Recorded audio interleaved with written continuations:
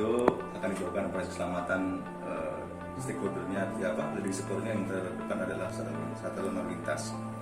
180 personil ini tentunya akan kami maksimalkan, kami optimalkan bagaimana bisa menjawab dinamika Kota Palembang yang sudah sedemikian.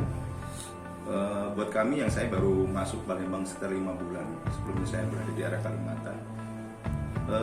Palembang sudah merupakan kota yang ramai dan kota besar yang Sumatera dan 2 di Medan dan di Palembang. Nah, ini juga harus dilakukan langkah khusus karena setiap hari kita menghadapi yang namanya kepadatan arus lalu lintas.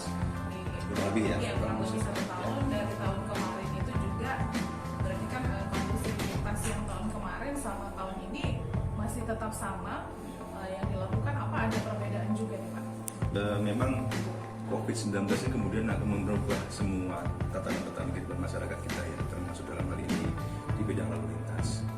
Kami dari Polri sendiri dan dari lalu lintas juga harus melakukan langkah khusus karena tidak bisa disamakan dalam kondisi normal, di mana masyarakat yang sekarang sudah setahun ya dengan kehidupan era baru dengan kebiasaan baru ini juga harus tidak lagi dibebani dengan katakanlah kami yang terus melakukan law enforcement atau penegakan hukum secara masif pada saat seperti pada saat sebelum pandemi.